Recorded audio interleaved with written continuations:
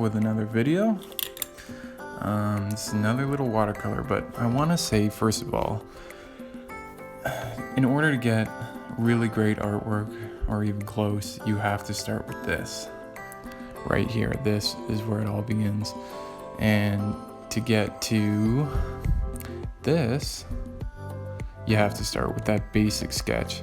I know they look easy and maybe a bit boring, maybe childlike, but you have to start with that to get to that.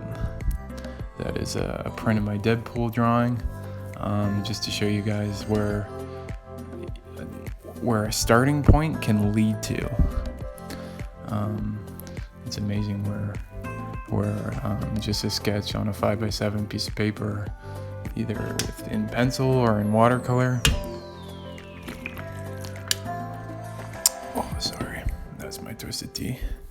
It's 2 a.m. and it's delicious. Yeah, that's where you start. Like, the more you get those great works that take hours and hours to complete, and you post up on the gram, and people just go, "Holy cow!" But that comes from somewhere. That comes from watercolors like this. Speaking of, let's get into it. I'm doing another made up from my head watercolor that could be a painting. These are just ideas, like I said. If you didn't see the last video, check it out. By the way, thank you so much to friends and family who support old high school friends. I got a great group, especially on Facebook. A lot of people hate on Facebook, but I'm always on there, and I always get a positive response. Even if you just share, or comment, it's it's eyes on my work, and it's endlessly appreciated. So yeah, this is just another exterior dwelling, kind of made up. I wanted to zoom out because some people really want to see the palette and what tools you're using, which is important, but I just wanted to emphasize in this video that it's about how you use the tools you have. I know it's cliche and you've heard it a million times before, but it's really important how you use them, and not what you use in general speaking. So yeah, I just laid out a very basic exterior. I have a plant in the middle, center left, which is used sometimes compositionally, a no-no, to put something in the middle, but it seemed like this plant in a pot in the center of this composition seemed to work, because I have yet another cigarette, another marble red on the left, and shotgun shells, 12 gauge shotgun shells on the right. So those are my floating objects for this composition. I'm just going in there with the building on the left. I don't know.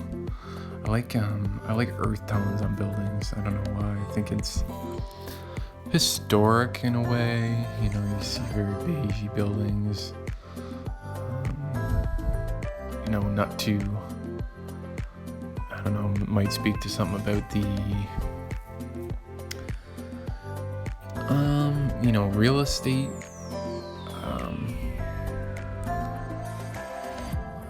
I don't know how you'd say it, the wealth in the neighborhood, I guess. Certain colors might possess you to think, this is a wealthier, lower income, not income, or not to be judgmental that way, but just the appearance. Colors give you, references to feel in certain applications. So I just went with some earth tones, and I'm gonna put a red roof on this, I think, a bit later on the main barn. It's almost like the windows on that far barn there, that barn house. It's almost like chicken coop windows or something. Maybe there's animals in there. I don't know. You tell me. This is for you too. I made this for you.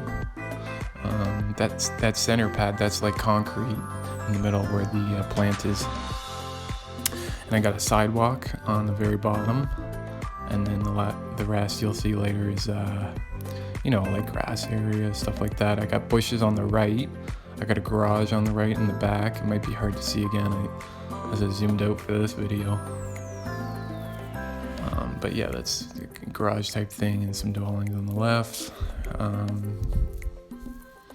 And then, much like in my oil paintings, I think I can add some brush stroke-esque artistic license that indicate, you know, movement from the shotgun shells. And then, as always, I added drop shadow. And this time, I don't think I added smoke in my previous video. Go take a look. Let me know. I don't think it did. This one, I'm gonna add a lot of smoke. And there's a chimney on that back barn house there too. Or smoke, I don't know why. I'm not a smoker, but again, like I said in the last video, I'm gonna repeat myself a lot. Depending on how many videos I make, I'm still not too sure. I'm still trying to figure out my way here on YouTube. It's totally different than any other social media site. It's really hard, but I'm trotting my way along here. It's fun. Thanks for all the comments and subscribes. I don't know if I'm looking for that, but some people wanted some video aspects, so I thought I'd try my best to illustrate that in the way I approach any artwork. As you can see, well, it was a print. The Deadpool print showed up pretty well on the camera. I'm still worried about the I really wanted to show you guys some graphite, but I'm just worried about the shine, and you won't be able to tell what it actually looks like. Oh man, this is good. These, if you go to the LCBO, you can get tall cans, half and half twisted tea. Oh man, these are dangerous. These are absolutely delicious. 2 in the morning. Don't judge, I don't judge you. I just got home from work. This is absolutely amazing. Half and half. I think there's more lemon in it or something. This is going down. That's really good. That's amazing. Oh, what are we? All right. Just adding the drop shadows for those shotgun shells. Shotgun shells in a painting are awesome. I mean, talk about a fully loaded painting. I don't think I've ever seen a shotgun shell in a painting before, so that's a very original idea I had in a painting I did not too long ago. I had shotgun shells. I'm not sure why. I don't know. Spontaneous artistic license. So right now, yes, I did. So I am putting in the this red barn. I think it really pops because all these colors in this, just this little 5x7, are very new, earth tone. So I made that pop of red. It really brought this just this small watercolor to life. I mean, look at that. That's just popping out. Boom. And then I went a little too orange there on that building. I kind of dulled it down with a little more brown, a little more raw ombre. Again, like I said in the last video, this is a praying watercolor set. I don't know. I think it was $12, and it's some of the best watercolors I've ever had, and just some simple brushes. But I love the palette it comes in. The plastic is very matte and blends really well. It's not too slick, where the colors seem to just kind of bubble into separate puddles. This one stays very uniform. Doesn't slide anywhere. It mixes well with other colors. And now I'm going to add the plants in the foreground and make them a bit darker. Landscapes, you know, especially with watercolors, you want to make the foreground colors typically darker than the background. Background you want to leave generally lighter. Oh, don't listen to me. You know, people tell you one thing, someone else tell you that's wrong. So don't let me tell you something.